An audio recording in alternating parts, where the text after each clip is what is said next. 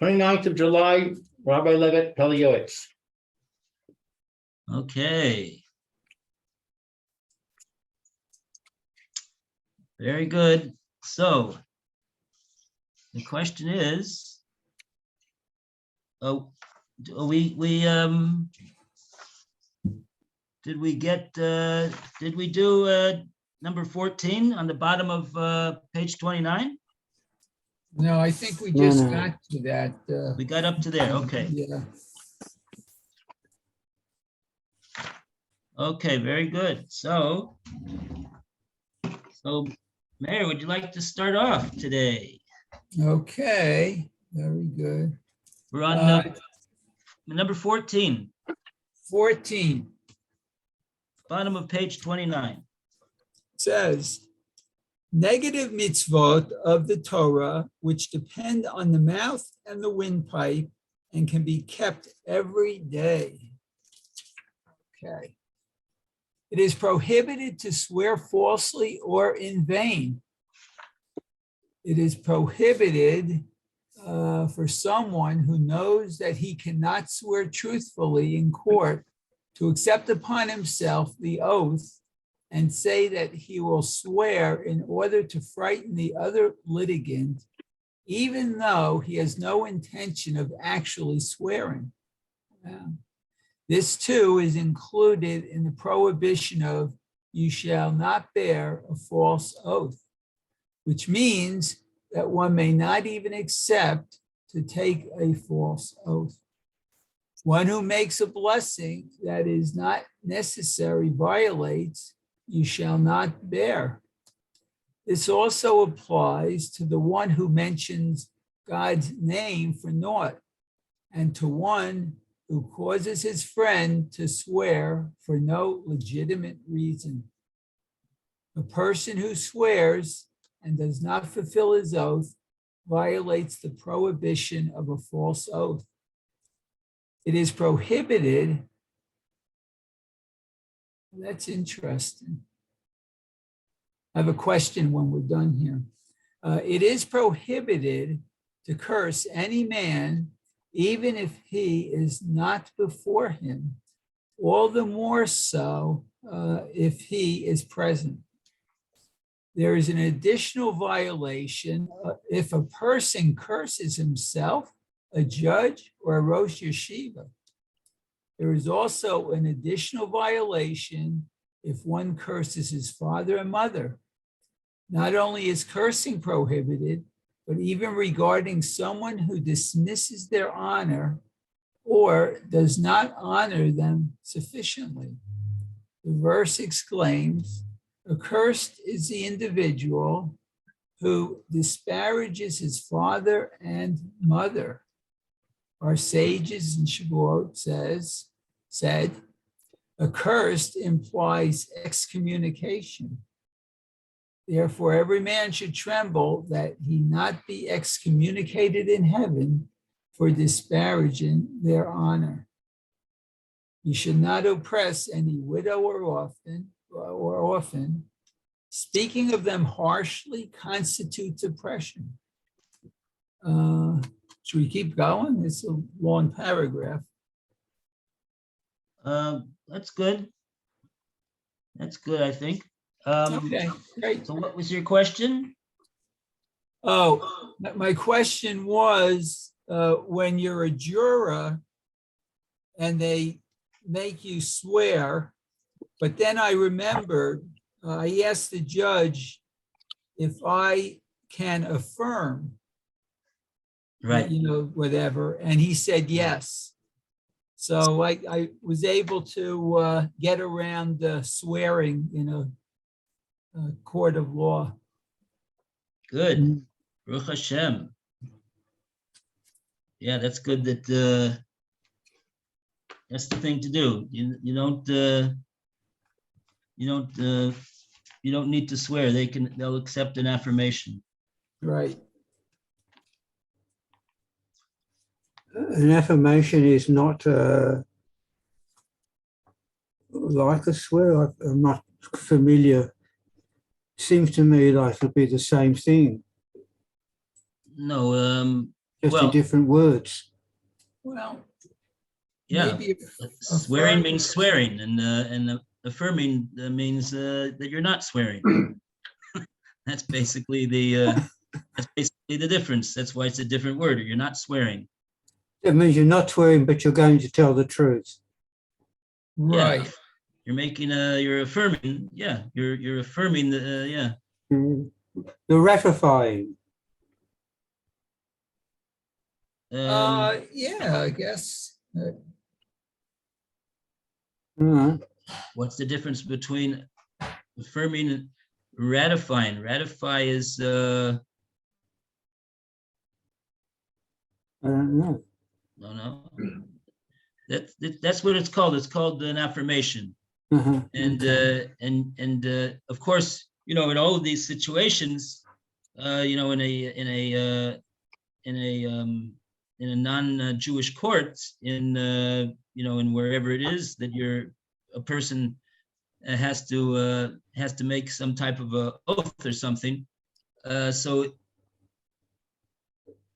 you know,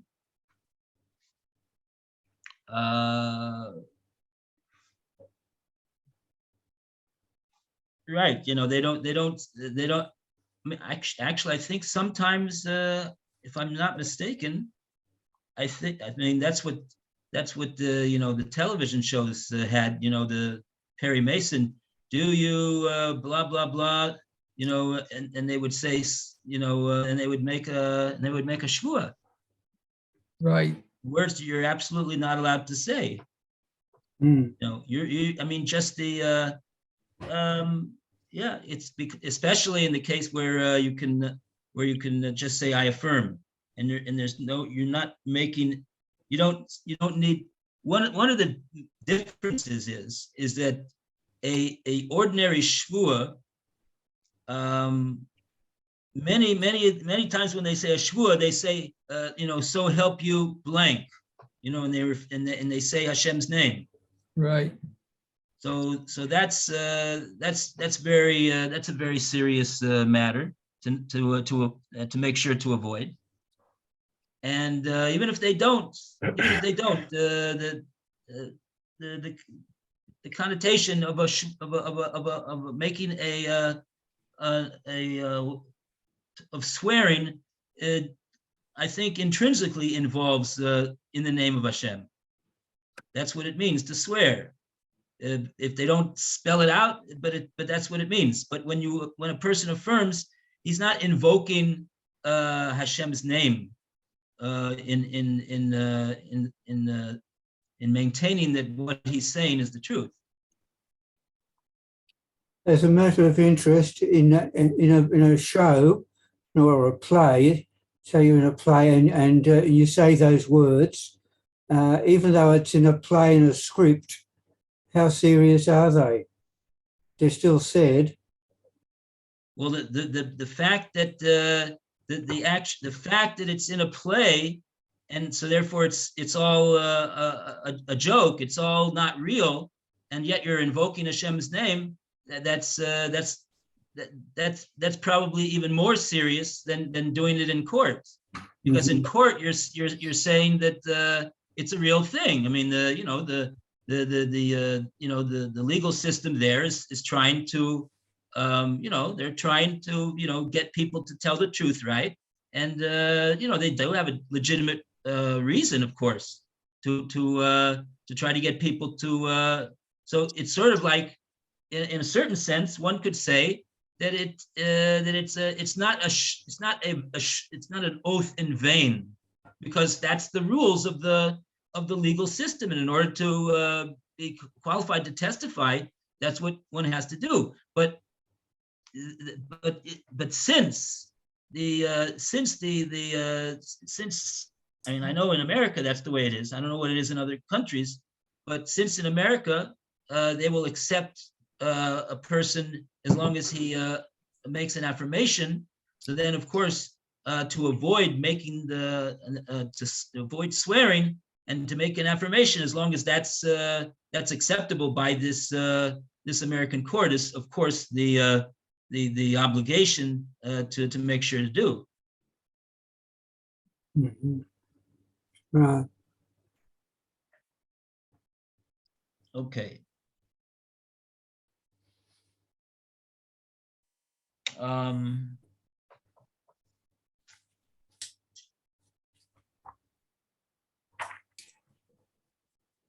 right. Okay, so that's a little bit about that. And now we go further. We go to Alan. Would you like to continue for us? Sure. Which part we doing now? We stopped basically in the middle over here. I think we got up to therefore every man should tremble. Okay, wait a minute. About 20 lines down from the top. It's the last 3 lines on the last 3 words of the line. The page? 30. Page 30.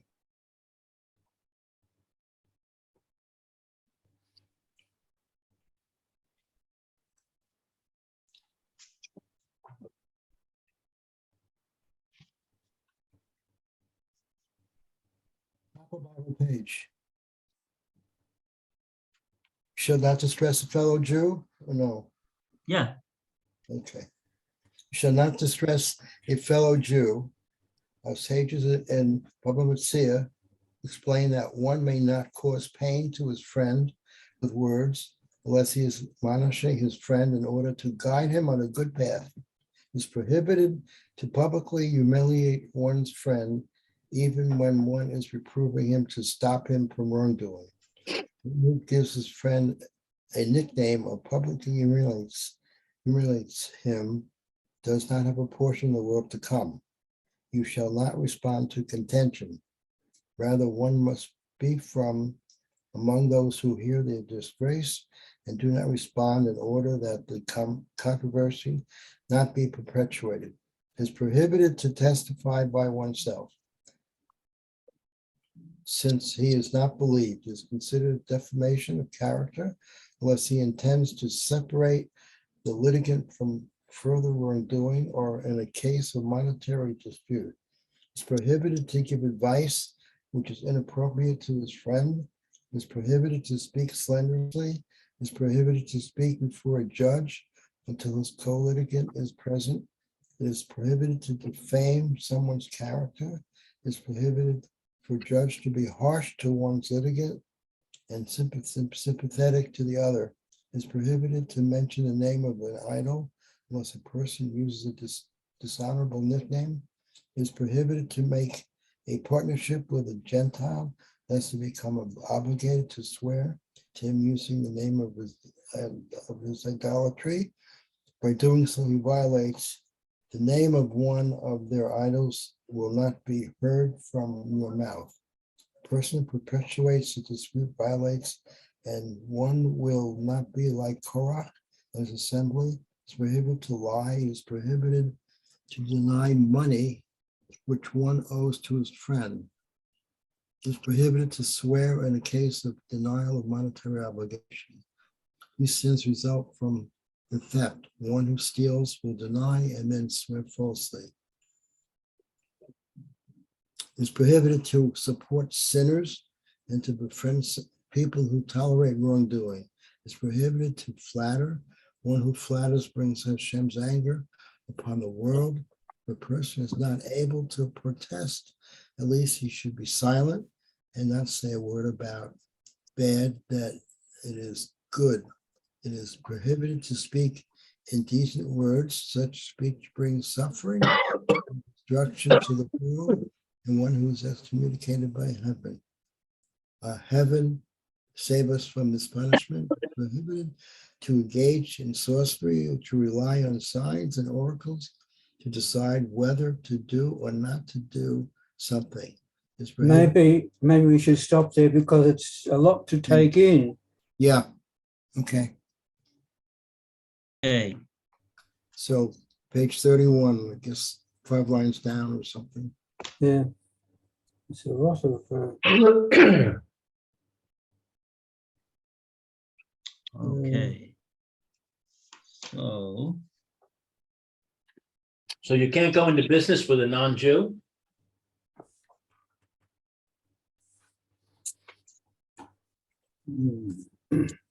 Um,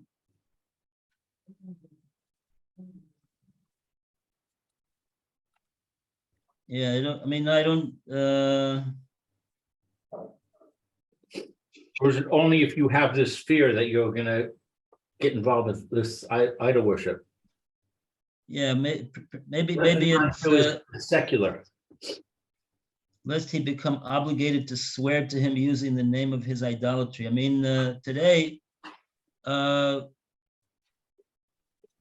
know, if you get into a dispute with a partner, so he takes you to a secular court, and the court doesn't demand that you swear in the name of idolatry. So it would seem that if, according to the reasoning that's given over here, that it would not apply. Although there's many other difficulties with making a partner with a non-Jew. What happens if he wants to work on Shabbos, and what happens if he wants to work on Yom Tov, and your business is working on Shabbos and it's working on Yom Tov, and there's all. What about all sorts of other Torah prohibitions that he doesn't care about? So it's it's definitely it has to be. I mean, you could say partnering up with somebody is always not an easy matter when it comes to business and it comes to money, but you don't have to add to the issues unless you know, this person is the one who's in terms of the, you know, it's certainly something that would need to be discussed with a Rav who's thoroughly familiar with the you know, business law, meaning not business law of the business law of the Torah, Choshen Mishpat in Shulchan Aruch. So that's that. How does that apply to going to work for a company that's run by non-Jews? Like, for example, when I was a programmer, so I worked for a number of different companies. I worked for an aerospace company. I worked for a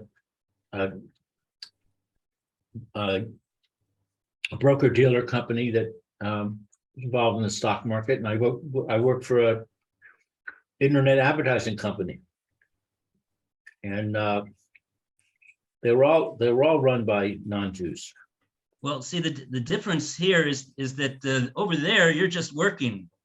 You don't own any portion of the company. If the company works on Shabbos, you know, that's not your problem. Well, I did. I had stock. Well, a lot of companies, as one of their benefits, is that they have a stock options program where you can buy stock as an employee, and the company contributes to it, so that you end up getting more stock than you would for the amount that you spend. And the reason that they do this is because they want to incentivize you, that, you know, you now have a vested interest in the success of the company. Yeah. Okay. I own a bunch of stock from two of the companies I worked for. It's a very good benefit.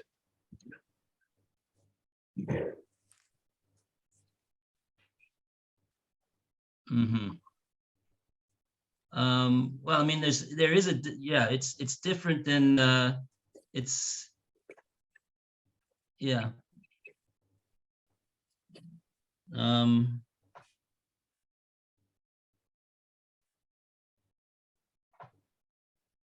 Mm-hmm.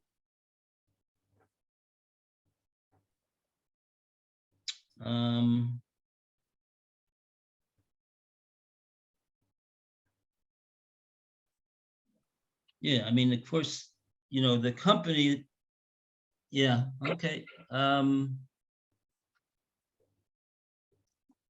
Yeah, you have, That's an interesting point. Okay, that's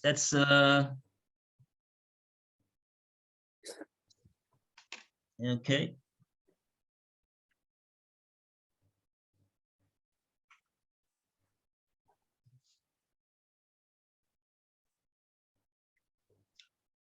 Yeah. Mhm.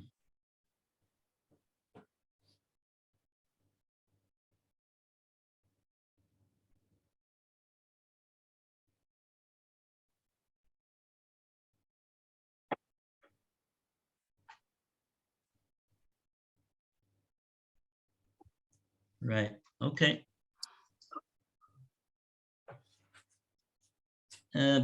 Yeah, perhaps it's different when somebody is, if he just owns a couple shares, or if he's a, a partner. That might be a difference. Right. Yeah, I definitely didn't own a significant percentage of those companies. Oh, so it's no point in knowing you very well, is it? No point at all, Roy.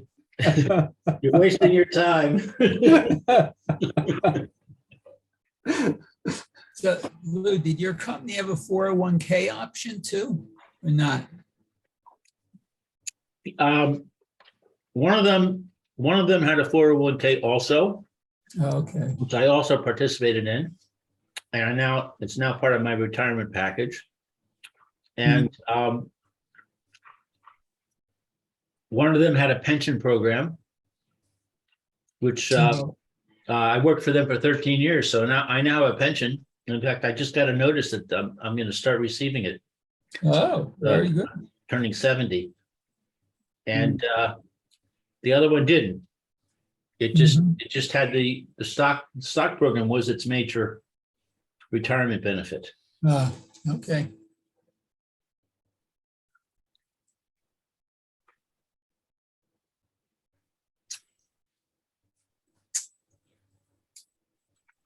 Mhm.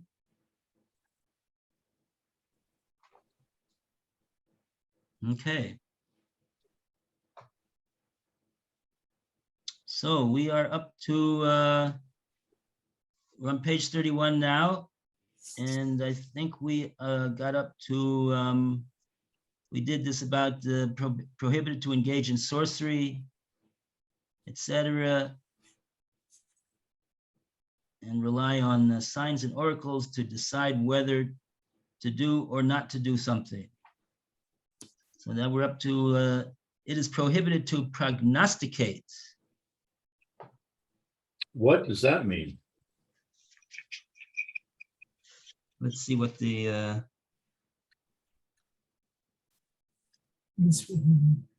I think it means to like, well, let's see what the Hebrew says. So like a over here. prognosis? Yeah, sounds like it. To think of, work out what's going to happen. Lenachish. The dictionary says to foretell or prophesy an event in the future. Shalola onen. V'loimer ona zu yafa lehatchil masazeh. Lucky times. To say that it's time is good to begin a certain action, and this other times not. Rather, a person should trust in God in all of his affairs. Yeah.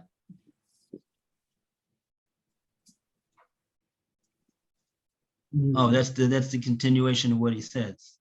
That's the Well, that's interesting, because what about the statement that during the 3 weeks, we shouldn't have a court case because it's a bad time. It's an unlucky time.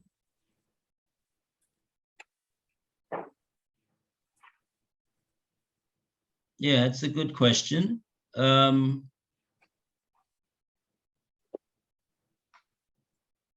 Well,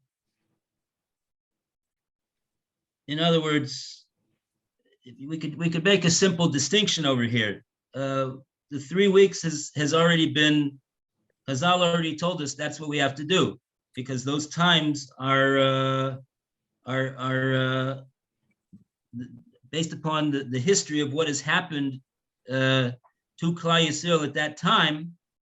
So that creates a spiritual reality in the world, and therefore one should try to avoid having a court case with a non-Jew in such a time like that. But any other day of the year, what's wrong? What's the problem? Just because some lunatic says, "Oh, it's not a good time because of blah blah blah." He looked into his crystal ball. Nechtige tug, as we say. We have bitochen in Hashem. We have bitochen in Hashem. But why don't we have bitochen in Hashem during the 3 weeks? We do have. So But it says, but rather Hashem wants it. trust in God in all its affairs. If I But say, see- "Oh, this is a bad time, it's an unlucky time," But then you're not listening to Chazal, Lou. Chazal told us don't do that. So the reason why it's not a good time is because Chazal said don't do it.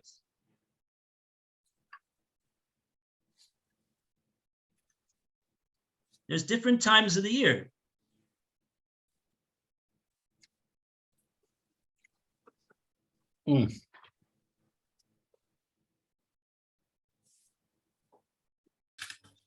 Perhaps someone who has a great bitochen, if he has some reason why he has to, there's no way out. So then, of course, he goes with bitochen. But we don't just simply ignore what Chazal say. This is what Chazal say. Chazal have fathomed that is the proper hanhaga during this time. It doesn't evince, it doesn't show that a person is lacking in bitochen. It means that the person is respecting what Chazal say, that Chazal know that this time is not an auspicious time. It's not a good time to go to a court case. That's what they understood, based upon the history of Klal Yisrael during this time. But just other than that time, we don't listen to prognostications and oracles and signs and crystal balls and all these types of things.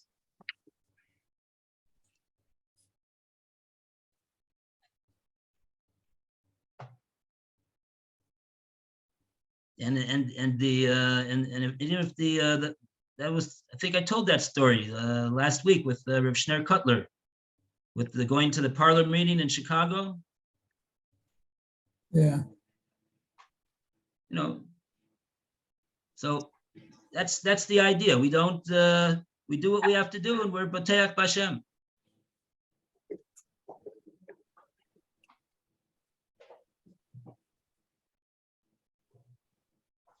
Sometimes Hashem tells us don't right? That's what he told the Meraglim. What happened with the Meraglim? You're not going into Eretz Yisrael because you don't value going into Eretz Yisrael. And what happened? They felt so bad that they said, "Oh, we have sinned to Hashem and et cetera, and we want Hashem to forgive us, and we want to go up now to Eretz Yisrael." And Moshe Rabbeinu told them, "No, don't go. Hashem doesn't want you to go now." And they said, "Oh, but we're B'teach B'Hashem. We have to be talking in Hashem. Hashem is going to help us, and we want to show that we really want to go into Eretz Yisrael." Moshe Rabbeinu said, "No, you shouldn't do it. It's not a good idea for you." But they didn't listen to Moshe Rabbeinu, and the enemy destroyed them. But the difference is that there's a reason in that case. There's a reason in the 3 weeks also. Why? Because bad things happened this time 1,000 years ago? Is that a reason? The the same reason why we keep Shavuos, even though we're not simply commemorating an event that took place 3,400 years ago, or when Hashem gave the Torah.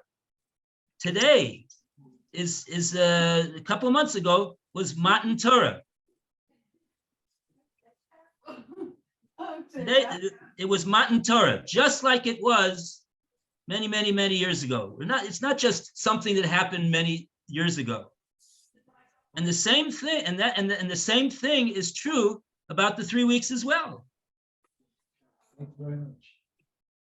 It's not just that something happened thousands of years ago. That's not a correct understanding of the situation.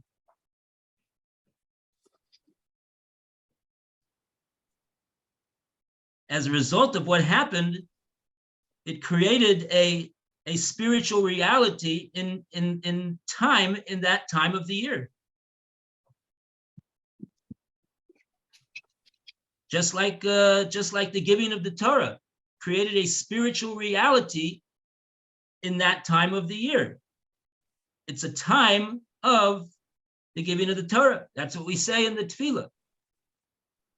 That's what we say in Pesach. We say Zman Cherusenu. It's a time of spiritual freedom. A person could become spiritually free at this time, more so even than other times during the year. This is an important concept to understand. That's a reality about the Jewish calendar. We're not simply commemorating things that took place hundreds or thousands of years ago.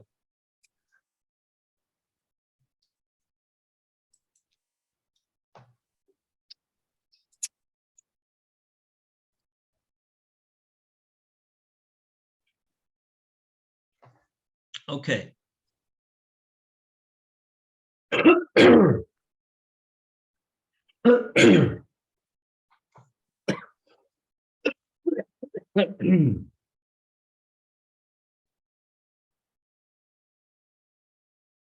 Okay, so we got up to the last sentence. Rather, a person should have bitochen in Hashem in all of his affairs. So we go from there, and we go to who's next? Who didn't read yet? I didn't.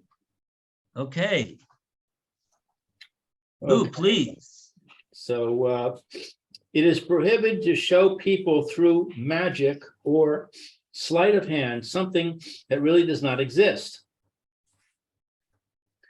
It is prohibited to make an incantation over a wound with the reading of a verse from the Torah. It is prohibited to appoint as a judge someone who is not expert in the law, lest he render decisions inconsistent with the law. Our sages said, "Be deliberate in judgment." It is prohibited for someone who drank alcohol and feels that he is slightly intoxicated to render a decision. A person who renders judgment after eating and drinking, it is as if he destroys the world. It is prohibited to pervert justice, especially in regard to converts and orphans. It is prohibited to accept the testimony of or to testify with an evil person. Whoever violated a prohibition punishable by lashes, stole, robbed, or lent money with interest is considered an evil person and is disqualified from testifying. It is prohibited to testify for a relative. It is prohibited to enunciate holy words when one is naked or in the presence of exposed illicit parts of the body or feces or urine. It is prohibited to press a poor man for payment when the lender knows that he does not have the means to pay? We can't hear you. Sorry. Give me a second. Better? No, the Yeah, word better came through, but nothing before that. Okay, I'll go back a sentence. It is prohibited to enunciate holy words when one is naked or in the presence of exposed illicit parts of the body or feces or urine. It is prohibited to press a poor man for payment when the lender knows that he does not have the means to pay. It is even prohibited to pass in front of a poor person lest he thinks that the lender is coming to demand payment and he will be frightened. It is prohibited to be an agent, witness, guarantor, or recorder of a loan involving interest. It is prohibited to be silent and not advocate on behalf of one's friend in order to save him any financial loss, personal injury, or even more importantly, spiritual demise. As it is written, do not stand idly by the blood of your brother.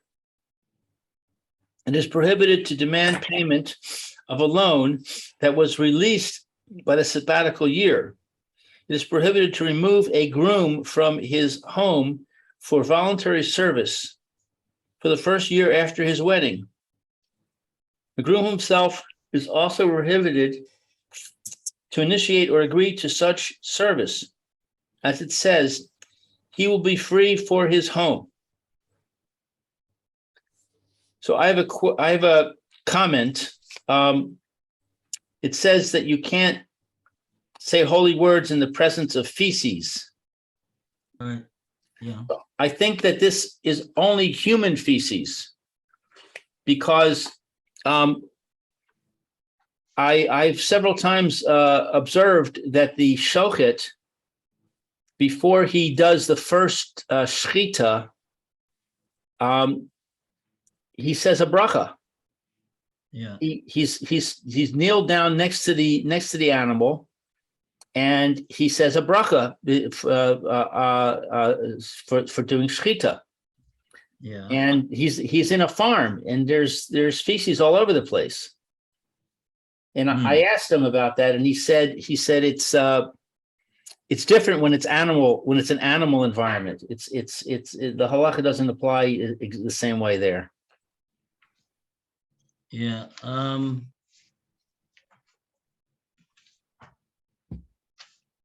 Yeah, I remember we had this question once. Yeah. Okay. Anybody's? Yeah, I remember we once went to a place like that. I couldn't daven there at all. It was just terrible. even if it was I don't know. It just doesn't have a good smell. Exactly. It's hard to I don't know. I think the people who are there a lot get used to it. Yeah, this is also something cannot be a basis for being lenient. What about Because someone?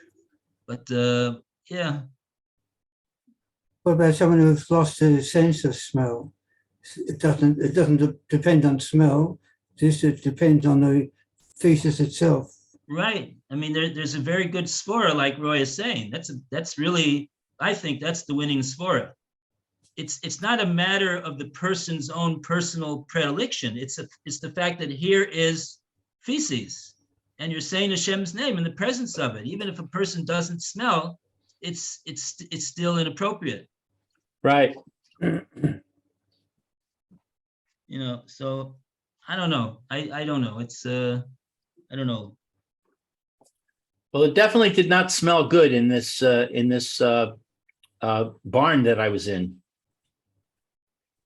Yeah, I mean, I understand that. I mean, how can they do shchita in a where do they do it? They have to take I don't know. I don't know. It could be that in such a situation like that, a rav will be makel because there's really no other way to do it. I don't know. It's too much of an inconvenience, and they rely on the fact that okay, it's not human feces. Perhaps, I don't know. But yeah. Okay. So that takes us up to 15. We got 5 more minutes. 15 positive mitzvahs on page 31. We go back to Mayor. Oh, Second round.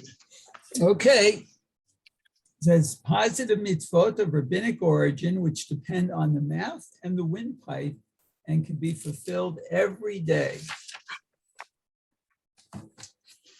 One who mentions the name of a righteous person needs to bless him. One who mentions the name of an evil person needs to curse him. As it says in Mishlei, the remembrance of a righteous person is for a blessing, and the name of wicked person is not. It is a mitzvah to appease a poor person with words. It is a mitzvah to greet every person with peace, even a Gentile in the marketplace. It is a mitzvah to respond softly to someone who speaks harshly. One should increase peace with his brothers, his relatives, and all other men. It is a mitzvah to acquire a friend for oneself, a person with whom one can converse, with whom one can eat, and to whom one can reveal his secrets. The primary acquisition is through sweet words. It is a mitzvah to change the facts of a story for the sake of peace. It is a mitzvah to recite the appropriate blessings when deriving pleasure from this world. Before eating, for even the smallest amount of food or drink, and after eating, for either a kazayit or revi'it. Zayit for solid foods, I guess, revi'it for liquids. It is a mitzvah to recite the blessing of praise and the blessings of mitzvot, which our sages enacted letter by letter, word by word. It is a mitzvah to recite the invitation to the grace after meals. It is a mitzvah to respond Amen and Baruch Hu, Baruch Shemo. It is a mitzvah for someone who has a pleasant voice to sing before God. It's a mitzvah to mourn for the destruction of the Holy Temple and the exile of the divine presence. Should I keep going? Okay, that's good. So I have a question about this statement that one who mentions the name of an evil person needs to curse him. Right. I thought we learned somewhere else that you're not supposed to curse anybody.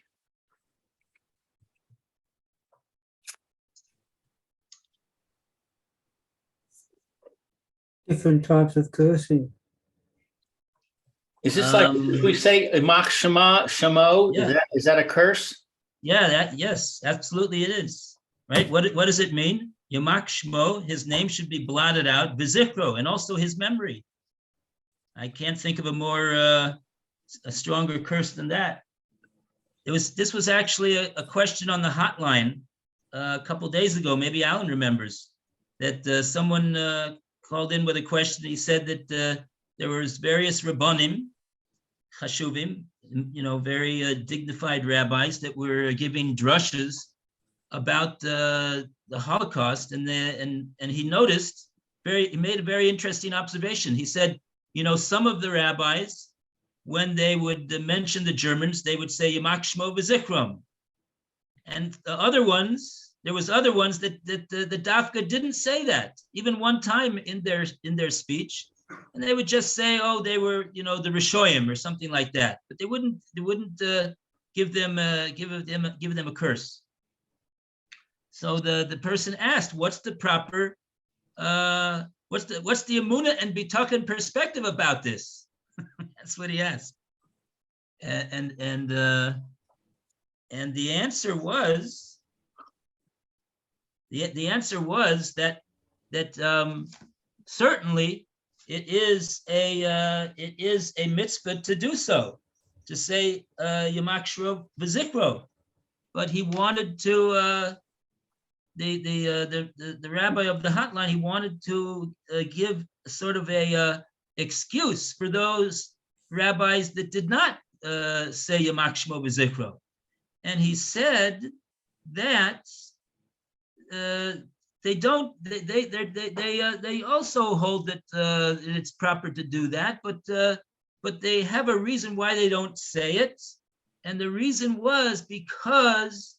A very interesting reason that has to do with the Emunah and Bitaken, that lest we get so involved and saying, oh, yes, the Germans, they were the ones that did this to us, right? As though to say, and if it wouldn't have been for the Germans, it wouldn't have happened. And that is a violation of Emunah and Bitaken. That cannot be. The reason that it happened is because Hashem had decreed. And who was the one that wanted to be the shliach to do this? The Germans volunteered to do it. But to think that when you say Yamach Shmo v'Zikro and get so involved in the evil Germans and if they wouldn't have happened, and if it wouldn't have been for them, then nothing would have happened. That's a big mistake. So therefore, he gave this very interesting reason why, perhaps why, to explain why they would not have said Yamach Shmo v'Zikro. Okay. So it's 11:31. So we will say a good Erev Shabbos and a good Chodesh. Good Erev Chodesh. Shabbos, Chodesh, Good Shabbos. good Shabbos, good Shabbos. Chodesh. Thank you so much, Rabbi. And you'll be happy to Erev know that Shabbos. today, since it's Rosh Chodesh and it's Erev Shabbos, you could take a hot shower with soap. Ah, Wow. very good. Okay. Thank All you right. for reminding us.